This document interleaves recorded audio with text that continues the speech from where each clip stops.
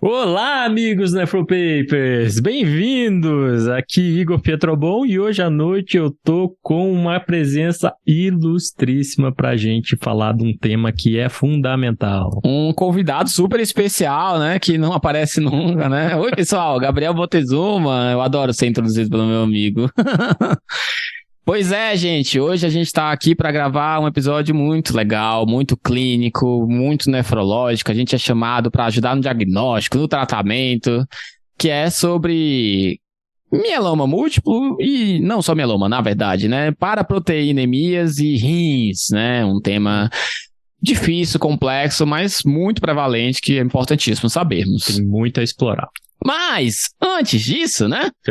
Queria lembrar para vocês que agora no final de janeiro, para quem estiver ouvindo quando sair esse podcast, né? Ou ainda em janeiro, nós estaremos lançando o nosso curso de doença renal crônica.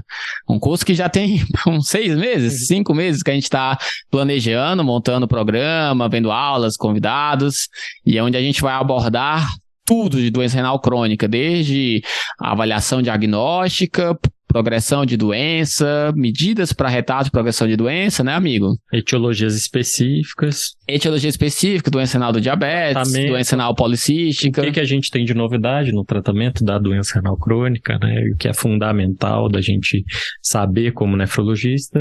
Vamos falar também das complicações de doença cardiovascular, de anemia, doença mineral óssea, de complicações outras como prurido, como pernas inquietas. Então, realmente tá um curso ultra completo, tá? A gente vai falar de como escolher o método dialítico, sobre nutrição para o doente com doença renal crônica. A única parte que a gente não vai falar é sobre a terapia renal substitutiva propriamente dita, né? Detalhes sobre ela, porque isso merece um outro curso. Então esse a gente separou. O curso está muito completo, a gente tem mais de 25 aulas, mais de 25 horas de aula. A gente vai dar um e-book com 40 casos clínicos de pacientes com doença renal crônica e mais um e-book que vocês já vão receber no nosso evento de lançamento, que vai ser sobre o tratamento para progressão e o tratamento para complicações, novos tratamentos, né? Atualizações de novos tratamentos para progressão, de novos tratamentos para complicações da doença renal crônica. E nesse e-book a gente vai falar de inibidor de SGLT2, de finerenone, de quelantes de potássio, tá? Então, vocês vão adorar. Fiquem atentos. Fiquem atentos. Após essa parte de merchandising, então agora voltamos para o nosso podcast. Programação inicial. Hoje, a gente vai falar sobre gamopatia monoclonal e rim, ou paraproteinemias e rim, né? Com foco em mieloma múltiplo. Mas vamos falar também da gamopatia de significado renal, né? Um pouco conceito de significado indeterminado. Vamos já fazer um resumo do podcast que vai ser, né, amigo? Então a gente vai começar um pouco com essa questão de conceito, de diferenciar como que dá o diagnóstico de mieloma, de gamopatia de significado renal, de significado indeterminado. Perfeito. Vamos falar das apresentações histopatológicas e clínicas da gamopatia de significado renal. E depois vamos falar do mieloma múltiplo, né? De como ele faz lesão renal, como é o diagnóstico do rim do mieloma, quando a gente biopsia, como é o tratamento, certo? Certíssimo. É um tema super importante, né, para o nefrologista, super pertinente, é um tema que a gente é requisitado tanto para ajudar no diagnóstico, é comum as pessoas virem para a gente fazer biópsia para ajudar no diagnóstico, para ajudar na definição do tratamento, se é um caso que dá para a gente usar bortezomib ou não, se tem indicação precisa de bortezomib ou não, se é um caso que a gente talvez tenha que fazer transplante de medula. É importante para a gente também, às vezes, definir sobre diálise, né, vocês vão ver, tem algumas mudanças que podem acontecer na diálise, apesar de toda a polêmica, né, de não ter sido um desfecho primário significativo, mas às vezes a gente é chamado para fazer uma diálise com alto cutoff, que a gente fala, né? A gente vai falar um pouco mais para frente. É um assunto que é super prevalente, né? Pacientes com mieloma fazem muita disfunção renal. A gente é chamado também para fazer diálise desses pacientes naturalmente, né? Frequentemente. Né? E nefro-onco é uma área que está crescendo muito. A gente está cada vez mais tendo mais pacientes idosos, mais pacientes com câncer, e o nefrologista tem inclusive fellows, né, aí pelo mundo, como a gente já comentou no último podcast que a gente gravou, né, sobre nefro-onco. Tem inclusive fellows aí pelo mundo que são focados só nisso, né, na nefro-oncologia. E essa parte epidemiológica acho que é fundamental, né? Lembra, assim, se a gente for pensar na prevalência, na incidência dessas neoplasias, 1 a 2% de todas as neoplasias, são poucas, mais 17% das hematológicas, e no mieloma especificamente, mais 50% dos pacientes têm disfunção renal. Então é super importante a gente estar engajado com esse tema e para ajudar a definir todas essas opcionalidades aí que o Gabi acabou de falar. Gamopatia monoclonal é super prevalente, né? 3% da população, né, com mais de 50 anos tem gamopatia, essa prevalência vai aumentando com o passar da idade. E às vezes a gente se depara com aqueles pacientes que tem aquele pico monoclonal e você fica naquela, será? Não, gente, poxa, opa, será que esse paciente tem disfunção renal por conta desse pico ou ele tá ali de gaiato? Uma gamopatia de significado indeterminado. Mais uma TRC por outro motivo, né? Ou você tem um evento renal que é deflagrado ali por aquela gamopatia monoclonal, lembrando que na MGUS a taxa de progressão para mieloma chega a 1% ao ano. Essa é uma polêmica que aparece bastante pra gente, né? A gente vai também discutir isso hoje, tá? Então, já dando início ao nosso podcast, vamos começar então com essa questão de conceito, que é uma questão bem embaraçada, né, amigo? De tipo, como a gente diferencia uma gamopatia monoclonal de significado indeterminado, da de significado renal, que é um conceito relativamente novo, do mieloma, do Waldenström, do plasmocitoma. Então, tem critérios bem objetivos, né? A gente tem que sempre focar em manifestações clínicas, focar no tamanho do pico monoclonal, né, que normalmente a gente avalia pela eletroforese de proteína, né, que vai te falar qual é o tanto que tem de pico, né, em gramas por decilitro, e também se existe alguma localização específica de alguma massa tumoral, digamos assim, né? Ou alguma lesão de órgão-alvo, né? Então, por definição, começando aí na classificação, né, gamopatia monoclonal de significado indeterminado, você tem um pico, né, monoclonal, como o Gabi já falou, menor do que 3 gramas por decilitro. Você tem que ter um envolvimento de medula óssea, né, menor do que 10%, e você, por definição, não tem lesão de órgão-alvo atribuível àquela imunoglobulina monoclonal que é potencialmente tóxica, né, ao órgão, não necessariamente só nefrotóxica, né.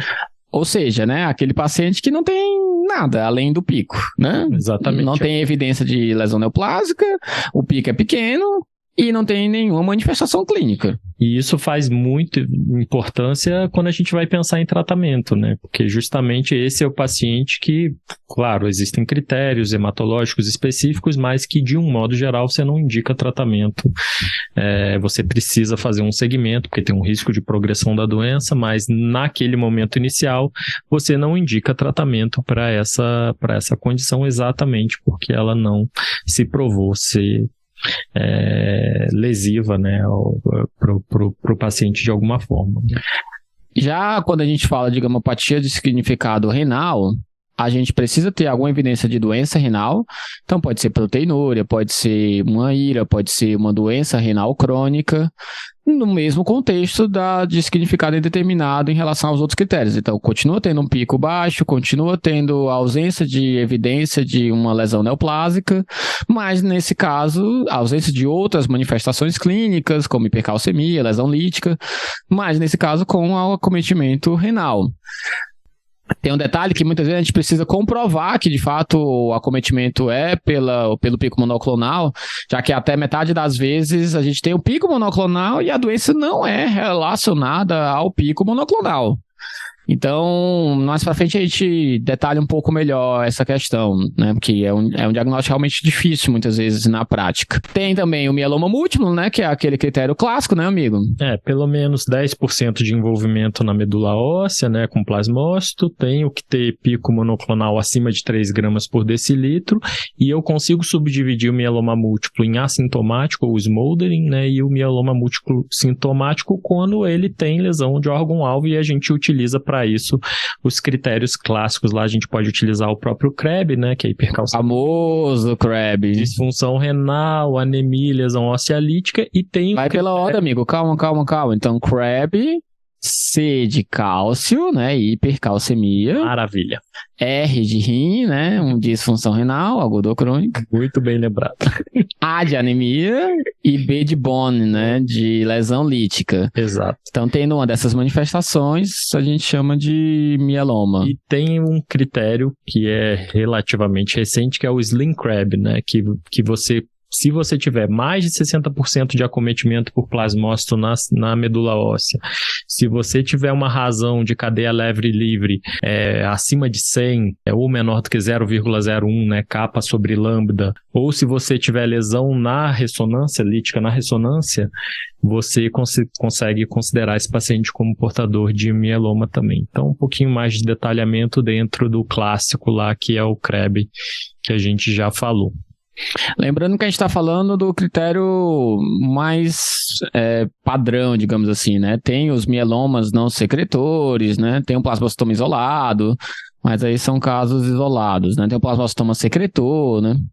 São casos isolados. E tem outras neoplasias que entram no diagnóstico diferencial, mas a gente não citou aqui, como Waldenstrom, leucemia linfóide crônica, que podem entrar nesse raciocínio de ter produção também de imunoglobulina monoclonal, por exemplo. Isso, né? Qualquer neoplasia relacionada com linfócitos B ou com plasmócitos. Gabi, vamos chegar aqui, vamos trazer mais para nossa prática clínica, assim, para a gente fazer um raciocínio diagnóstico, né? Então, tem um paciente em torno de 60 anos, tem uma creatinina de 1,5 e é flagrado na eletroforese de proteína um pico monoclonal. Como é que eu consigo definir, raciocinar, achar que aquela disfunção renal é pela disproteinemia?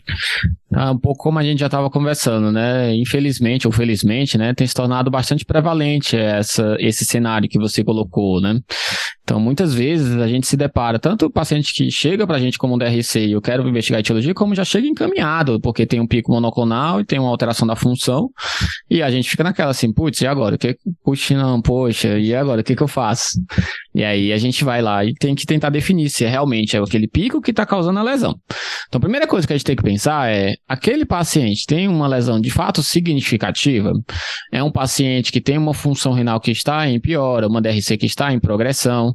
É um paciente que tem uma proteinúria significativa? E aí vai variar um pouco na literatura, mas acima de 300, muita gente já considera como significativa, especialmente se tiver hematura associada, que sugeriria um quadro que pode ser proliferativo, ou mais drasticamente, aquele paciente com uma síndrome nefrótica, né, como mina baixa, edema nas arcas, né? Então é um quadro também que vai ser muito mais alarmante para mim, eu vou ser muito mais agressivo em relação ao aprofundamento da investigação. Como qualquer paciente com DRC, eu vou continuar também avaliando se tem outras causas associadas, se o paciente é um hipertenso de difícil controle há muito tempo, negro, obeso, se é um paciente com diabetes, mais de 5, 10 anos de diagnóstico, se é um paciente que tem algum outro motivo também para ter DRC, anti-inflamatório, etc, né? Não é. E é um paciente que tem qualquer um desses critérios que eu coloquei, tem uma proteinúria significativa, pior da função renal, progressiva, é um paciente que eu preciso ter certeza do diagnóstico, e nesse caso, só com biópsia, infelizmente. A gente sabe que se eu tenho, por exemplo, uma proteinúria urinária com evidência de ser monoclonal, né, uma imunofixação urinária, ou pesquisa de proteína de Benson-Jones, é provável que realmente seja um acometimento renal provocado pela gamopatia, mas não obrigatoriamente. Ela pode estar lá sobrando, digamos assim. Mas é um paciente que, para eu ter mesmo confirmado, eu preciso mesmo da biópsia. A biópsia renal, então, ela acaba sendo indicada especialmente nesses pacientes que têm, de fato, uma manifestação clínica que precisará de tratamento em caso de confirmação do acometimento monoclonal. E como é feito esse acometimento monoclonal? Né? O mais óbvio, o mais clássico, é que você, na hora que faz a biópsia renal, faz a imunofluorescência, você vai detectar uma assimetria entre capa e lambda, né? Entre as cadeias leves. Vai ter uma cruz a mais de capa comparado com lambda, duas cruzes a mais de capa comparada com lambda. Isso é o mais clássico. Pode ter também uma diferenciação baseado quando é uma gamopatia de IgG, né, subtipo IgG, quando você tem a subclasse de IgG específica, quando tem uma subclasse só específica. Então você tem só IgG1, só IgG2, só IgG3. A exceção é na membranosa, que a IgG4 pode se apresentar na membranosa primária isoladamente. Então, se eu tenho uma IgG4 sozinha na membranosa, isso não é gamopatia monoclonal. Mas tem alguns casos que não são tão óbvios, né, amigo? Exatamente, Gabi. Então, assim, situações específicas que você não tem restrição de cadeia leve na biópsia e não tem subclasse de IgG, por exemplo, de imunoglobulina, desculpa, como você citou, né?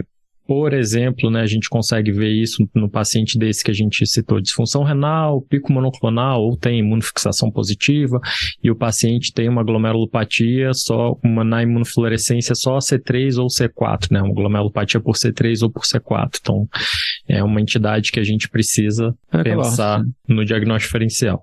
Lembrando só que o critério para chamar de glomerulopatia por C3 é ter pelo menos 2 cruzes a mais do que outras, né? A gente tem que ter dominância, né, de C3. E aceita-se especialmente quando é exclusivamente C3 e traços de outras coisas, né? Um outro grupo que dá para fazer esse raciocínio de inferência diagnóstica é no grupo das microangiopatias trombóticas, né? Você pode não necessariamente ter imunoglobulina monoclonal no rim, depósito de imunoglobulina monoclonal do rim, ou restrição de cadeia leve. Na verdade, a IF, de um modo geral, é negativa, né?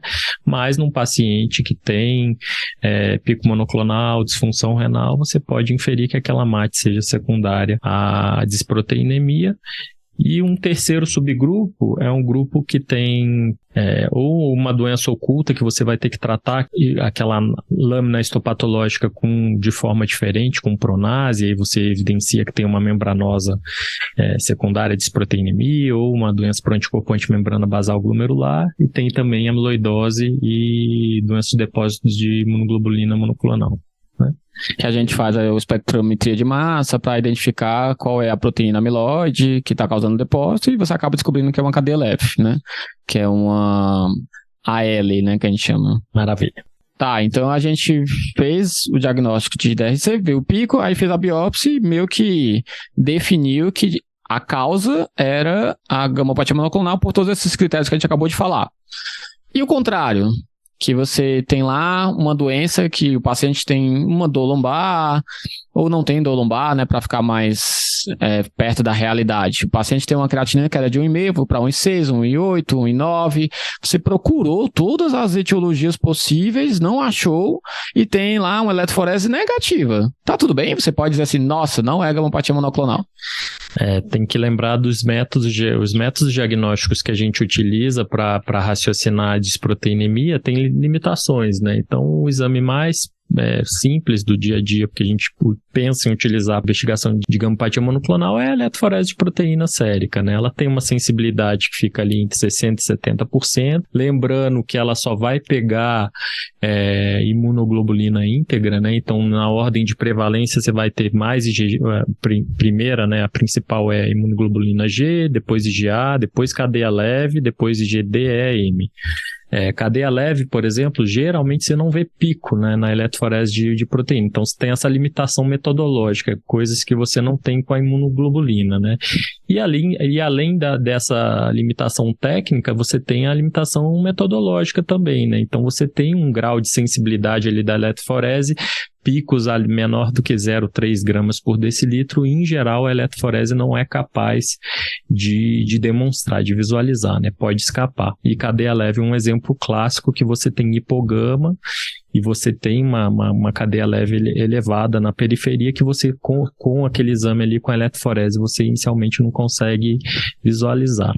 Lembrar que algumas outras imunoglobulinas não fazem pico geralmente na fração gama, que é o mais clássico, né? Eu vou lembrar aqui do mieloma IgA, que pode fazer um pico mais precoce ali. Às vezes a eletroforese cita um pico ali na região de beta-2 globulina, né? E aí, partindo mais para o detalhamento, a gente tem 2 exames que a gente pode utilizar para melhorar essa limitação metodológica, diminuir essa sensibilidade ali para 0,1 grama por decilitro, que são a imunoglobulina imunoeletroforese de proteína sérica e a imunofixação de proteínas séricas. Elas são semelhantes em acurácia assim, diagnóstica, mas elas nos permitem identificar que proteína monoclonal está presente no plasma e quantificar essa proteína, né? Então, por exemplo, eu tenho uma IgG-kappa de 5 gramas por decilitro. Eu tenho só uma cadeia leve livre lambda de 0,8 gramas por decilitro, né? E o terceiro método diagnóstico sérico que é importante da gente citar, que faz até parte lá do Slim Crab, a gente acabou de conversar, é a relação, né, a dosagem de cadeia leve livre no plasma, né, e a gente utiliza da dosagem de kappa e de lambda para fazer essa relação kappa e lambda. O famoso Free Light Chain, né, vocês vão ver muito FLC, né, ou o pessoal escrevendo, pede aí um Free Light, que nada mais é do que a gente pegar a concentração sérica de kappa e lambda e dividir uma pela outra, né? Bem íntimos assim. Free Light. Bem íntimos, exatamente. Tem um corte ali que é de 0,5 a 2 e eventualmente na disfunção renal você pode ter uma variação mais ampla desse corte, né, 0,2 ali até no máximo 5, e aí relações acima disso, né, a kappa lambda acima desse corte sugere que eu tenha mais kappa na periferia do que lambda, então tem uma relação kappa lambda, um free light para kappa lambda alterado. Ou vice-versa, né? Ou mais lambda que kappa, né? A grande questão é, se eu tenho uma doença monoclonal, né, vai ter uma produção de uma das duas muito maior do que a outra, né? Por isso que a gente fala, às vezes é 2 vezes maior uma que a outra, né? Se é 0,5 ou 2, né? Mais ou menos 2 vezes maior uma que a outra, um pouco mais em alguns casos. Mas se realmente é 10 vezes maior, 100 vezes maior, como chega nesse critério diagnóstico de mieloma múltiplo, porque realmente é uma doença monoclonal, é uma doença neoplásica. E dicas da prática clínica, porque esses exames são difíceis de conseguir, nem todo hospital tem, né, Gabi? Demora, né, a sair o resultado. Então, dicas para você... São caros, né? Se aquela proteína na urina do seu paciente, que você está suspeitando de disproteinemia, se trata de uma proteína que é monoclonal ou uma proteína não monoclonal, né? Então, uma das dicas, né, das pistas diagnósticas é você ter uma urina 1 que não vê proteína, né? Porque a urina 1 fita reagente pelo método ela só lê albumina, né? E você tem um P/C, por exemplo, uma proteinúria positiva, né? Muito positiva. Então, essa dissociação entre a ausência de proteína na urina 1 e a presença de proteinúria num método como, por exemplo, um P/C, ou uma relação albumina-creatinina sobre uma relação proteína-creatinina, ajuda a raciocinar o diagnóstico diferencial, por mais que isso não exclua, como o Gabriel já falou, né? Você pode ter uma doença lá com depósito glomerular que vai ter albuminúria, o exemplo clássico é a da amiloidose.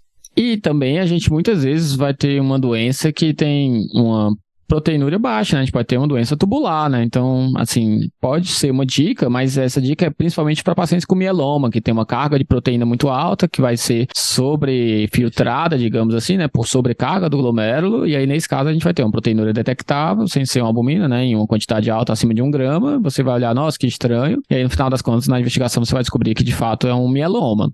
É raramente que a gente vai detectar um nível de cadeia leve tão alto a ponto de ser algo que chama a atenção na proteína sem ser numa doença neoplásica de grande produção de cadeia leve como mieloma múltiplo. Só botando no papel isso que o Igor quis dizer, então se eu tenho uma suspeita, tem uma doença que está progredindo, não sei exatamente o que é um paciente acima de 50 anos especialmente, né, que é a epidemiologia das gamopatias monoclonais, a gente passa de 60% a 70% de sensibilidade quando faz só eletroforese de proteínas para acima de 95% quando eu associo os 3 métodos, a cadeia leve livre, a imunofixação e a eletroforese de proteínas séricas. Então, realmente, nesses casos, ainda sem diagnóstico definitivo, especialmente se eles estiverem em progressão, com epidemiologia positiva, é de essencial importância a gente fazer os 3 métodos, né? Por mais que sejam muitas vezes não acessíveis, caros, né? Mas faça o possível que muitas vezes compensa. É muito mais prevalente do que a gente imagina.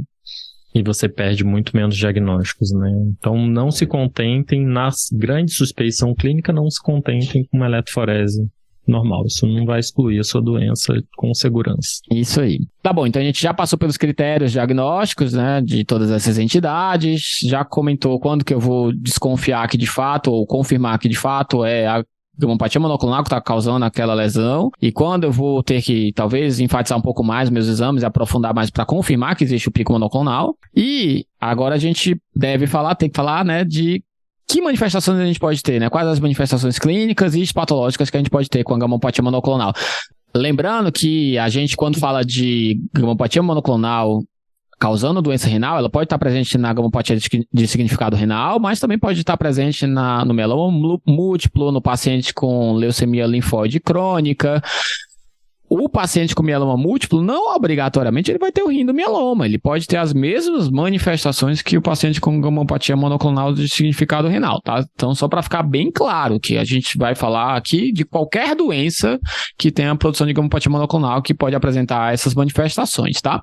Então, primeiro, as manifestações clínicas podem ser desde uma proteinúria hematura isoladas, até um paciente com perda rápida de função renal, com uma IRA, né, com critérios de IRA. Pode ser um paciente com doença renal crônica, com uma progressão mais lenta, e pode ser uma síndrome nefrótica. Ou seja, o paciente pode passar por todos os espectros de síndromes glomerulares ou não glomerulares, né? Vai da IRA, DRC, até a síndrome nefrótica, síndrome nefrítica, até... tubulopatia proximal. Até uma alteração assintomática, né, urinária.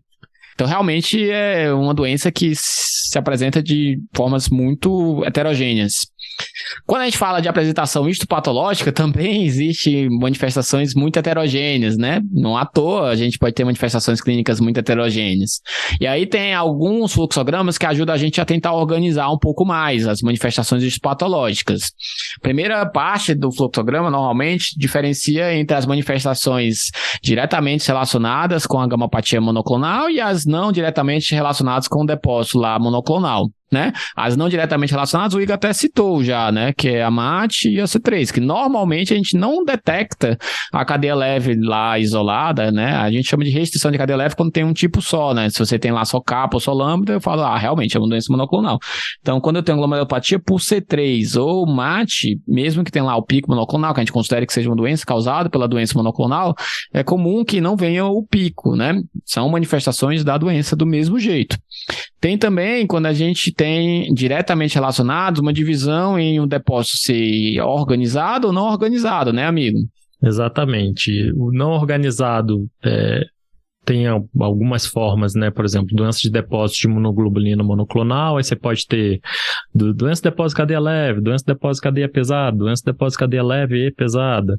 E você tem a glomerulonefrite proliferativa associada a depósito de globulina monoclonal.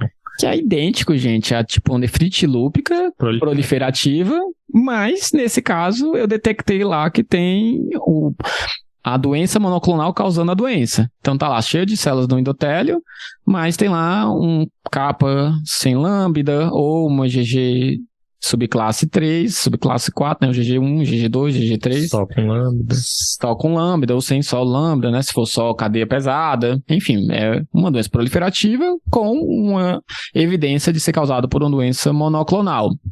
E os depósitos organizados, né? Que vem os clássicos, né? Que a gente ouve muito de acordo com o tamanho da fibrila, né? Ou se é fibrila, se é microtúbulo, né? A gente tem vários subtipos, né, amigo? A gente tem as clássicas fibrilar, imunotactoide, amiloidose, até ter depósitos por cristais, né? Você pode ter tubulopatia induzida por cristal, proximal, você tem enxocitose com depósito de cristal, crioglobulinemia, fica até difícil de falar, é um trava-língua, crioglobulinemia. A crioglobulinemia propriamente dita, né? Que pode ser monoclonal, pode ser polimono, né? Que seria a tipo 2, que é a clássica da hepatite C, né? Ou só poli, né? Mas lembrar da crio, né? Como infestação grave, que pode estar relacionado com doenças monoclonais. Então, são realmente diversas apresentações. A gente pode ter pacientes com um padrão histopatológico de membranosa, que vai ter só uma proteinúria ou uma síndrome nefrótica, muitas vezes sem muita perda de função. Então, realmente, é uma entidade que se caracteriza por manifestações bastante heterogêneas também quando a gente fala de histopatologia. Só um adendo, a amiloidose AL, muita gente quando vê a amiloidose, né, já olha assim de cara e fala assim, meu Deus, o paciente tem mieloma múltiplo, né, com certeza. Mas, na verdade, mais de 80% dos pacientes que têm amiloidose AL, que eu sei que é causada por uma cadeia leve, não tem mieloma múltiplo. É um paciente que tem uma gamopatia monoclonal que se depositou lá a proteína, num formato de uma proteína amiloide, e tem amiloidose sem mieloma múltiplo. Então, muito cuidado, que, na verdade, a maioria dos pacientes não tem mieloma quando a gente dá o diagnóstico de amiloidose AL. Quando a gente fala de manifestações clínicas específicas, né? Claro que a gente tenta correlacionar muitas vezes com a histopatologia, tem uma proliferação, então deve ter perda de função, hematura, proteinúria. Se é mais um padrão de membranose, vai ter proteinúria sem tanta perda de função. Se é um padrão de amiloidose, em geral, é mais síndrome nefrótica, que sim, pode ter perda de função, porque pode acometer vaso, pode acometer interstício, né? Não fique também achando que é só uma síndrome nefrótica pura. Mas a prática mostra pra gente que se fosse muito óbvio, assim, a gente nem precisaria biopsiar, né? Que muitas vezes a gente quebra a cara, que a gente olha assim, nossa, pela manifestação clínica, eu acho que na biópsia vai vir isso. Aí você vai lá, biopsia e vem algo que você não esperava. Então, mantenham suas mentes abertas, é uma área que está crescendo ainda bastante, a gente ainda não sabe exatamente que tipo de tratamento a gente tem que fazer para cada manifestação clínica, né? A gente está ainda na fase de tentar descrever as manifestações, como vocês já perceberam, são muitas, para depois a gente tentar definir se existe um tratamento específico para cada uma delas. Algumas a gente faz TMO, por exemplo, se outras a gente tem que fazer bortezomib, se outras talvez a gente tem que fazer mais talidomida com Dex, né? Enfim, algo que a gente ainda está tentando descobrir, né? Exato, e não abordar tudo como uma entidade única, secundária, um clone monoclonal. Provavelmente essas doenças vão se beneficiar de abordagens diferentes, né? Sim. Porque elas têm fisiopatologia distinta, né? A gente consegue... Não tão distintas, assim. Mas assim, uma tem mais lesão vascular, outra tem mais lesão por cristal, outra tem MAT. A fisiopatologia é um pouco diferente, mas a etiopatogenia talvez bastante similar, né? Perfect. Talvez a gente vá ter que ir atrás do clone de anyway, né? Exato. Mas só mais um adendo que eu gostaria de falar antes de falar de mieloma especificamente, é que quando a gente também vê glomerulopatia por C3, né, isso é algo que é relativamente novo, né? A gente, quando via uma paciente com glomerulopatia por C3, a gente ficava pensando assim, putz, deve ser um acometimento genético, ou será que talvez seja uma associada à infecção, e eu não achei infecção, e fica com uma glomerulopatia por C3, né? Se você acha algum componente, alguma mutação que justifique. E hoje a gente já sabe que, em especial em pacientes idosos, até 30% dos pacientes podem ter a detecção do pico monoclonal. E isso é extremamente importante vocês saberem. Se eu tenho uma glomerulopatia por C3, se eu tenho na biópsia um C3 que predomina com duas cruzes acima das outras imunoglobulinas, outros componentes investigados na imunofluorescência, normalmente com padrão de membrana proliferativa, mas pode ser uma proliferativa mesangial, endocapilar, eu preciso investigar a gamopatia monoclonal. É obrigatório. Por quê? Porque isso muda o tratamento. Ao invés de eu tratar como uma gamopatia por C3 primária, né, como micofenolato, corticoide, eu vou tratar como uma gamopatia monoclonal, escanificado renal com químio. Então é completamente diferente. E a resposta é claramente também diferente. Então, só para vocês ficarem atentos também, tá? Antes de falar de mieloma. Maravilha. Tá, então, recapitulando antes da gente entrar em mieloma múltiplo. A gente até agora definiu a diferença de gamopatia de significado renal para significado indeterminado, né? Com esse detalhe de como definir se o rim é realmente causado a disfunção ou a manifestação pela gamopatia. A gente falou das manifestações histopatológicas específicas de gamopatias em geral, não obrigatoriamente a significado renal, o próprio mieloma pode ter essa apresentação. A gente falou desses casos que não tem um diagnóstico etiológico definido, que pode ainda ser uma cadeia leve, uma gamopatia monoclonal, quando ela floresce negativa, é importante fazer a imunofixação e de fazer a cadeia leve livre. Citou as manifestações clínicas, que são diversas, né? E assim como as manifestações histopatológicas. E agora a gente vai falar de mieloma múltiplo, para depois a gente falar de tratamento de todas elas juntas, né? Então, Gabi, vamos ilustrar um mieloma com um caso, né? Então, um paciente de 73 anos que foi admitido com hipercalcemia sintomática, tinha um cálcio total na entrada de 16, disfunção renal, previamente ele era só hipertenso, diabético, tinha uma creatinina de 1,2. Ele é admitido com uma creatinina de 3,8, essa hipercalcemia, uma anemia desproporcional, um HB de 5,3, necessitou transfusão na admissão. Aí você tá deixando mais fácil o caso. Vamos deixar. O que será que está acontecendo num podcast como esse, né? Mais florido. Bota uma febre no meio. E múltiplas lesões líticas. E agora, né? Você já deve ter ouvido eu falar isso, e todos nós, né, umas milhares de vezes, né, mas, assim, a gente tem um paciente com IRA, que tem ou uma doença renal aguda, né, ou uma IRA, e que podem ter vários motivos para essa IRA, né, então, o fato dele ter uma hipercalcemia, o fato dele ter lesão ilítica, ele ter anemia num episódio como esse, claro que a gente vem de cara pensar em mieloma. A questão é, como vocês já devem ter ouvido falar também em vários lugares, né, na vida de vocês, é que o paciente com mieloma, ele tem dezenas de motivos para ter piora da função renal. Ele tem os motivos não diretamente relacionados com a doença, né? O paciente que pode estar desidratado, porque ele pode ter uma hipercalcemia que dá poliúria, porque ele pode estar com uma sepse e ter um delírio, já que o paciente tem uma hipogama funcional, acaba sendo imunossuprimido, além de ser idoso, né? Além da DRC. Ele pode ter a própria hipercalcemia causando a lesão, tanto pela desidratação, como por depósito de cristais de cálcio. Ele pode ter uma sepse, como eu já falei, não só o delírio, né, causando a pré-renal da sepse, né, por desidratação, mas um paciente com uma IRA da sepse propriamente dita, um choque por conta do sepse, ele pode estar com dor lombar usando anti-inflamatório. Então, não faltam motivos para o paciente ter uma IRA pensando em causas não específicas do mieloma múltiplo. Abraço ao nosso colega Paulo Lins, que gosta de perguntar na visita dos residentes 10 causas de IRA relacionada ao mieloma na admissão. Já foram anotando aí, deu uns 4, 5, né? E ainda tem as causas específicas, né? Aí entra tudo aquilo que a gente comentou relacionado com manifestações histopatológicas da gamopatias monoclonais em geral. Então, o paciente pode ter uma doença proliferativa causada por depósito de cadeia leve mais cadeia pesada, só de cadeia pesada. Pode ter uma doença não proliferativa, né? Ele pode ter uma doença de depósitos por uma cadeia leve monoclonal. Ele pode ter uma doença organizada, aí pode ter tipo a fibrilar, monotactose, pode ter amiloidose, ele pode ter crioglobulinemia, e ele pode ter também manifestações tubulares, causando também a disfunção renal, né? Ele pode ter uma tubulopatia proximal, com a síndrome de Fanconi, inclusive, causado pela cadeia leve, causado por crio, lá no túbulo proximal. Ele pode ter um paciente com MAT, com uma glomerulopatia por C3, enfim, vocês já cansaram, né? Então, enfim, o que eu quero chamar a atenção é que existem diversas manifestações clínicas e histopatológicas que podem causar essa IRA.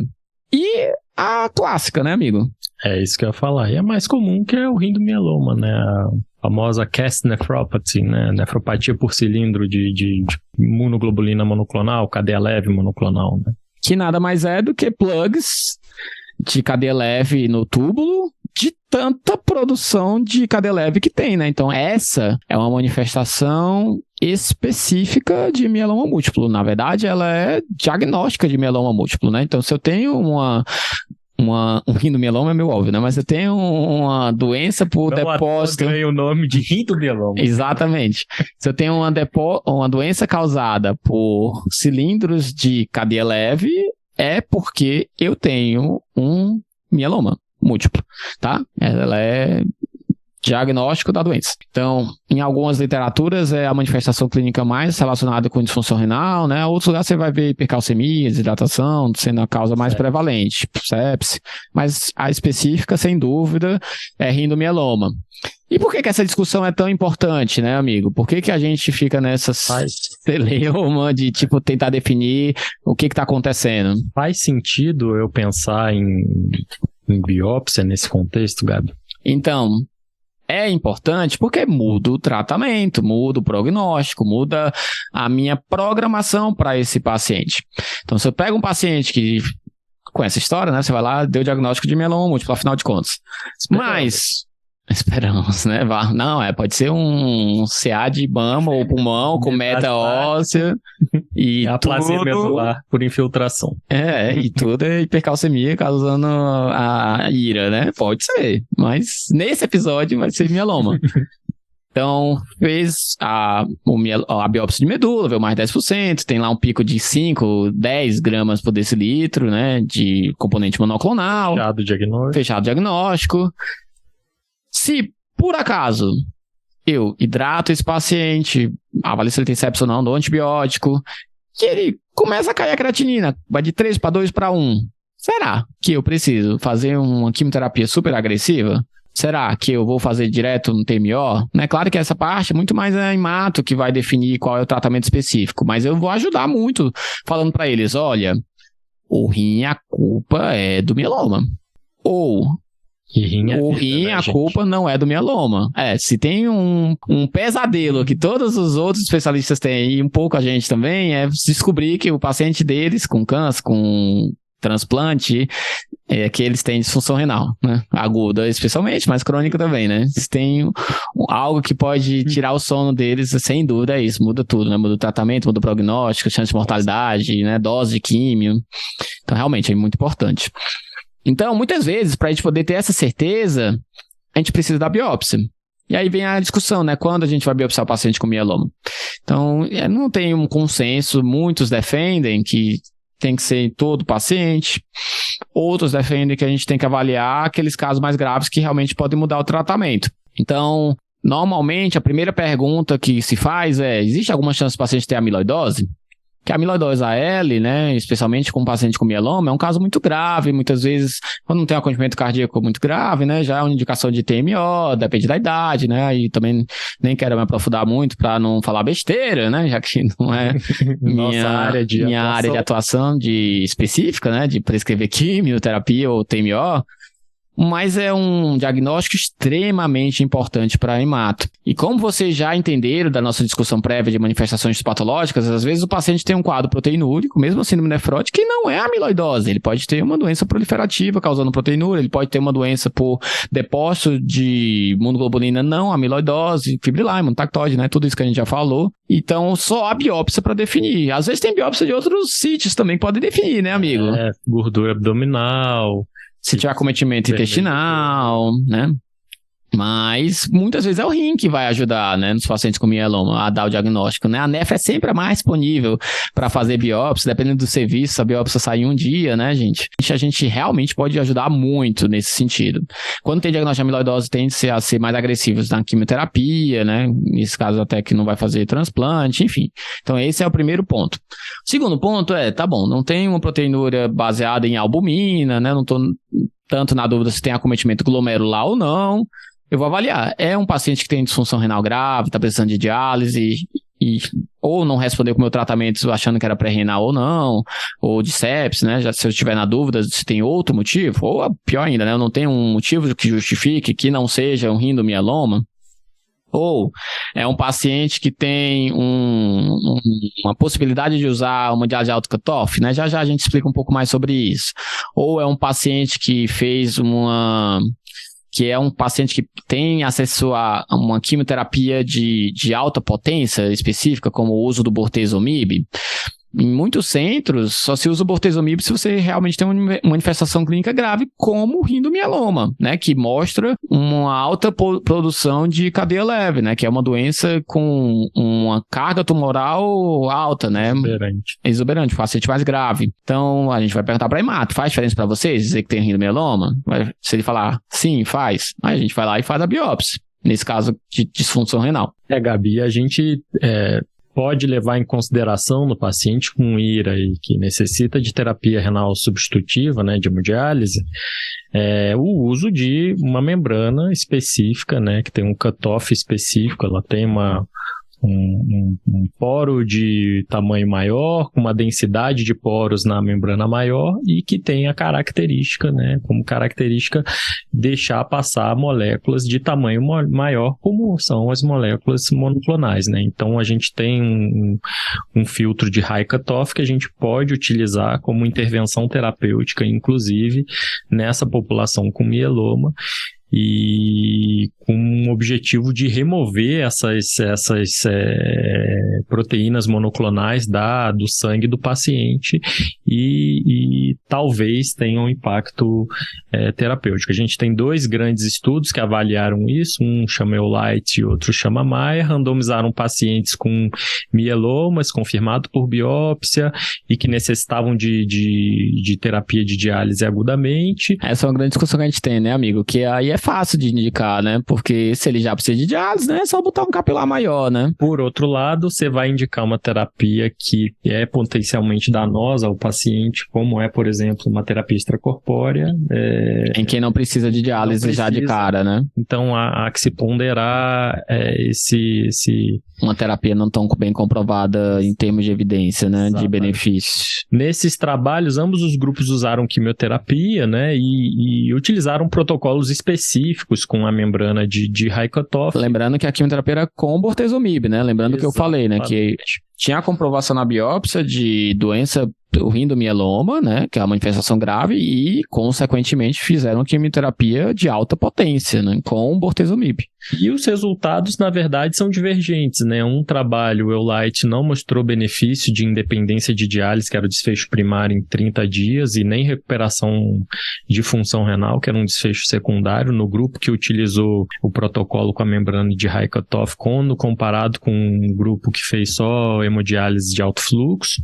E o Maier foi um estudo que também no desfecho primário não observou diferença, né, de benefício na independência de diálise também em 30 dias, mas que com um desfecho secundário, lá 6 meses e até 12 meses, ele observou uma parcela maior de pacientes no grupo que fez diálise com membrana de Raikkoff maior do que no grupo que fez só hemodiálise com alto fluxo. Então, não é algo que mude assim totalmente a terapêutica, como é a quimioterapia, como é o tratamento hematológico, mas eventualmente pode ter um impacto para a disfunção renal se você tem disponível e o paciente necessita de diálise. A minha pergunta é por que não utilizar esse tipo de membrana nessa população?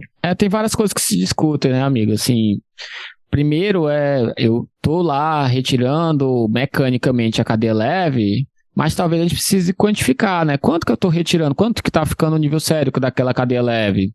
Será que eu estou retirando uma quantidade ideal? Será que eu precisaria ser mais intenso no tratamento, né? Um pouco como a gente faz com dose de diálise habitual, né? O segundo ponto é, quanto tempo depois que o paciente tem disfunção que eu vou ter benefício ou não vou ter mais benefício de fazer a retirada da cadeia leve, né? Com qualquer mecanismo de lesão, se eu estou lá com a lesão há 2 meses, 3 meses, a chance daquele rim recuperar benefício é muito menor, né? Claro que muitas vezes eu nem sei quando começou, né? Mas é outro ponto que se discute muito. Tem alguns trabalhos também que falam, de acordo com a densidade de cilindros na biópsia, que existe uma maior ou menor chance de fazer diferença essa retirada mecânica, né? Porque se você tem menos cilindros, tem uma doença teoricamente menos grave de rindomieloma, entre aspas, por isso talvez não faça tanta diferença a gente ser tão agressivo e retirar mecanicamente, e daria tempo de eu esperar o bortezomib agir, né? É um pouco o que existe de discussão em relação à plasmaférese nas glomerulopatias, né? Se eu tenho um paciente com Goodpasture, que é um quadro super dramático, com necrose no glomérulo, eu preciso ser o mais rápido possível na retirada da imunoglobulina. Se é um paciente com lúpus, que está lá meses, confundindo se é uma infecção urinária, tomando antibiótico adoidado, e vai em outro UPA e toma antibiótico, depois que descobre que é uma nefrite, não uma infecção urinária. Mundo real. Infelizmente. Será que faz tanta diferença a gente fazer agora a plasmaférese para tirar 3 dias antes do que o corticoide, a produção de imunoglobulina, né? A gente já sabe que para lúpus a resposta é não faz. Então, talvez para cadeia leve, a gente também em algum momento vai ter que tentar achar um marcador um pouco mais preciso para falar assim, realmente esse daqui é inegável, né? Porque por mais que a gente fale assim, já tem lá, por que não, né? Mas também não é tão barato, ou nada barato. Talvez não sei se... Esse timing é fundamental, né? Quão precoce é a sua intervenção para fazer diferença para o paciente.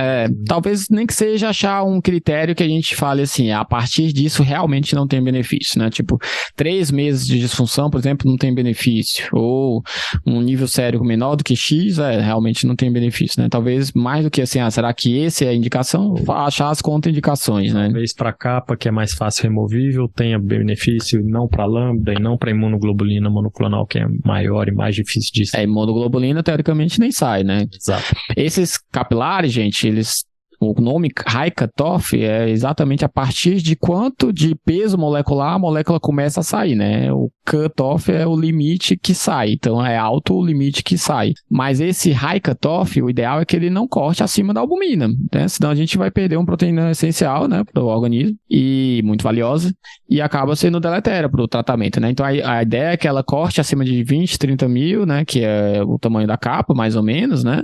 Mas não quilodaltons, mas não perca a albumina, que é 65 mil, né? Então, precisa de uma engenharia super bem feita, né?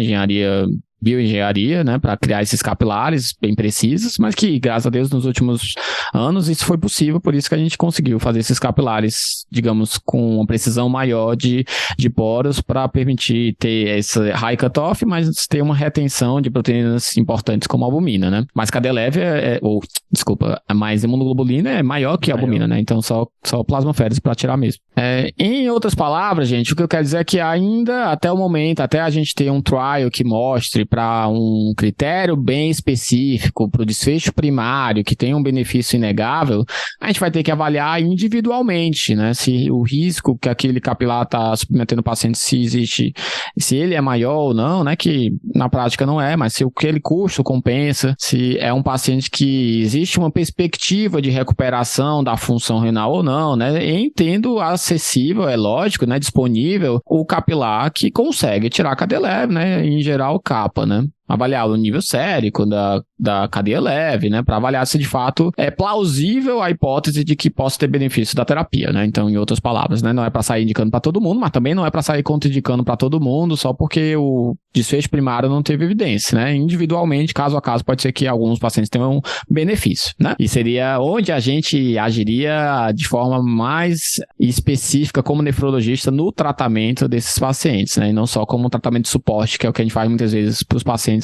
que precisam de diálise. É um assunto bastante denso, né, amigo? Bastante complexo. É um assunto bastante clínico também, por outro lado. É uma doença que vai apresentar-se de forma diferente, como a gente já falou, e que muitos especialistas vão se deparar no decorrer da sua prática clínica, né? Não é só o hematologista, não é só o nefrologista, né? É um paciente bastante complexo que vai apresentar-se de forma diferentes. A gente tem que ter um baixo limiar clínico, né? De pensar na possibilidade dessa doença e naquelas manifestações que a gente já citou aqui de apresentações atípicas ou com diagnóstico não muito bem afirmado, lembrar que a disproteinemia é uma doença que pode estar acometendo seu doente, lembrar que ela existe para você pensar em solicitar os exames diagnósticos e prosseguir ou não a investigação conforme a demanda clínica. Então, em resumo, né, do episódio de hoje, vamos ver as mensagens para casa, né? O que é mais importante que vocês têm que levar? Então, primeiro, lembrar do diagnóstico de gamopatia monoclonal de significado renal, que é praticamente igual de significado indeterminado, né? Pico baixo, sem lesão lítica, sem hipercalcemia, com biópsia de medula com menos de 10% de plasmócitos, mas com manifestação renal com acometimento específico da gamopatia monoclonal. Então, lembrar que a gente vai considerar que é um acometimento da gamopatia monoclonal quando tem uma restrição de cadeia leve, ou só capa, ou só lambda, ou predomínio de capa ou de lambda, ou predomínio de um subclasse de GG, ou se for uma MAT, uma glomerulopatia por C3 com um pico, ou se você tiver uma amiloidose que você comprovou que é uma amiloidose do tipo AL. Segunda mensagem para casa é sobre os exames diagnósticos, né? Lembrar que nem todo pico monoclonal é igual a gamopatia monoclonal de significado renal ou mieloma, né? Pode ser uma gamopatia monoclonal de significado indeterminado. Com DRC por outro motivo. E lembrar que nem sempre o exame negativo, né, eletroforese negativa, não vai excluir mieloma, não vai excluir gamopatia monoclonal de significado renal. E lembrar de prosseguir a investigação, como a gente já citou aqui, com imunofixação e dosagem de cadeia leve e livre, né, free light para os íntimos. Item 3. Lembrar que as manifestações clínicas e histopatológicas são amplas, desde praticamente todas as síndromes glomerulares, né, desde a alteração urinária sintomática, nefrótica, nefrítica, rapidamente progressiva, simulando uma glomerulonefrite crônica, até a alteração tubular, como é o exemplo da síndrome de Fanconi, a gente falou, e as manifestações histopatológicas, a gente já citou aqui detalhadamente, são também bastante diversas, né. 4, lembrar que a gente tem uma sugestão de indicações de biópsia. Então, pacientes que têm um predomínio de albuminúria, que tem ou não síndrome nefrótica, mas que a proteinúria é essencialmente albuminúria para definir se é amiloidose ou não. Lembrar que a gente também tem indicação em pacientes com disfunção renal grave, que teria indicação de químio, se tiver principalmente disponível um bortezomib em pacientes que ainda não têm o diagnóstico de mieloma, né, que talvez o fato de ter um rinomieloma mudaria o meu esquema de quimioterapia. E pacientes, se você tiver acessível, né, a membrana de alto cutoff, né, também seria uma indicação de biópsia em casos individuais. E 5, lembrar que o tratamento,